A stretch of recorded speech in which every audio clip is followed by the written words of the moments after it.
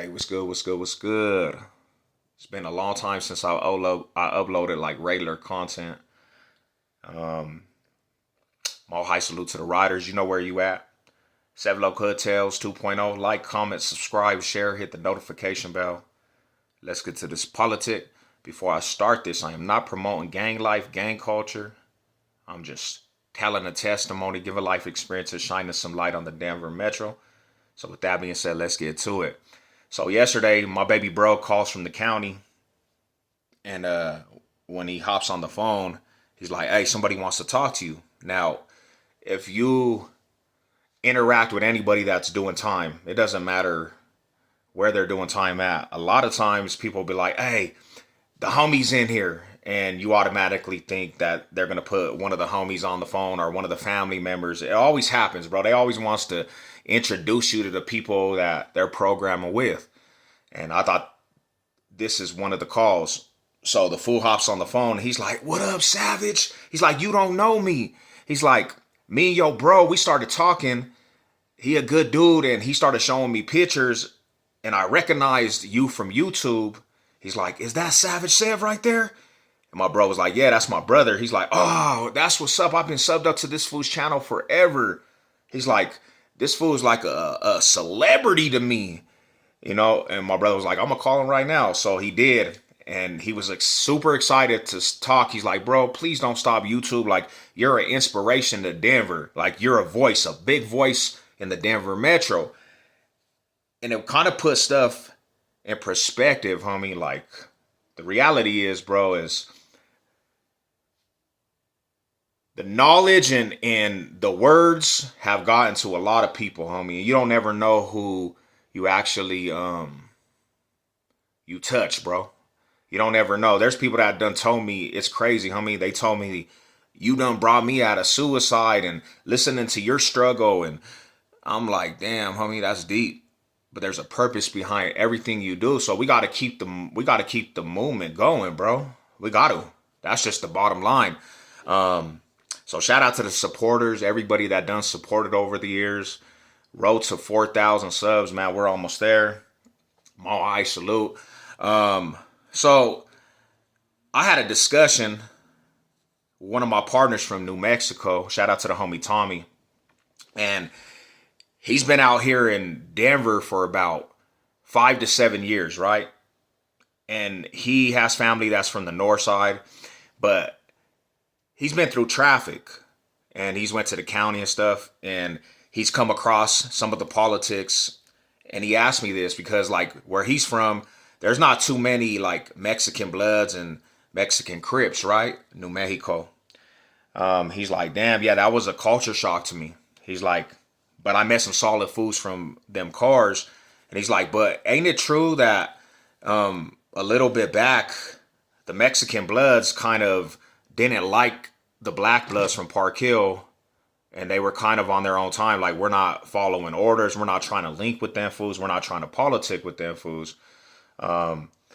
And he asked that, because people are always under their indication there can't be other races and Bloods and Crips. It automatically, I guess, just kind of just, wipes out their authenticness. But not knowing in the land there's different races that actually bang Keyway and Dog Moves. It's just about the neighborhood you grow up in. So I was thinking, and I really got to thinking on this. To be 100% truthful, back in the 90s, like in the West Side, they used to have like original blood sets, bro. Chicano, crazy Chicano Bloods, Latino Gangsta Bloods.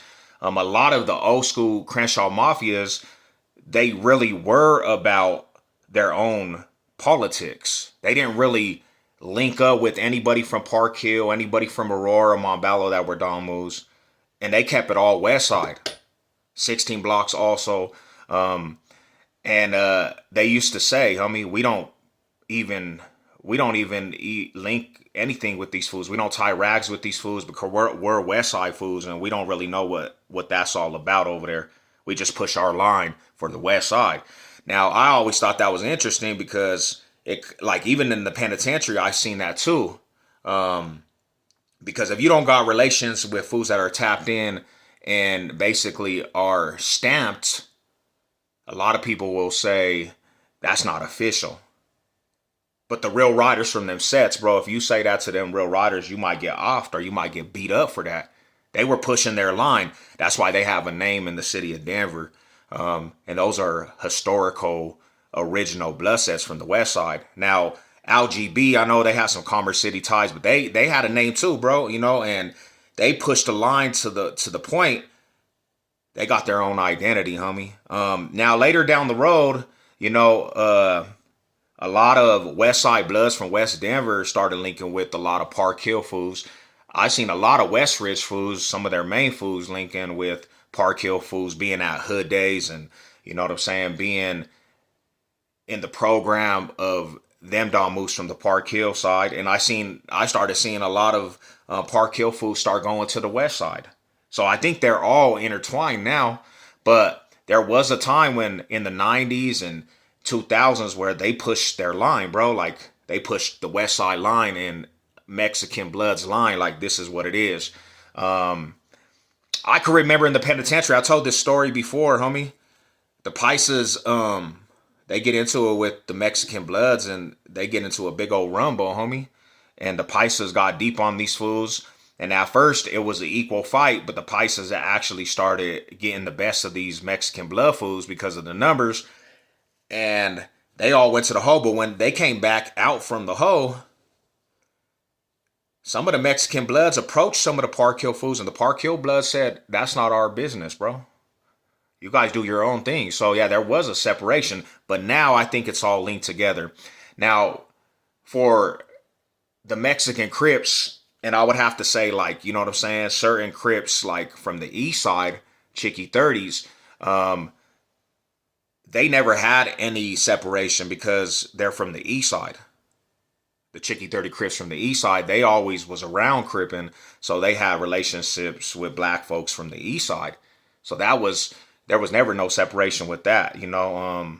But I have come across, even with Lokes, like fools that are not from Chicky 30s or east side Denver Crips, that they try to put together some shit in the penitentiary on a couple yards where they wanted to start moving as their own unit and sitting at their own tables. But that never works because you're not bigger than the program. That's what you got to know. You're not bigger than the program. So when you go against the grain like that, you might get the bad end of the stick. And I've seen it. You got to choose up now. You know what I'm saying? When a war pops off and the Lokes, you don't have the Lokes backing you up because you done chose that you want to do a Mexican Crip car and a Rasa, this, that. It ain't never going to work. You better program the way it's supposed to be programmed or you might get roller coastered off that yard.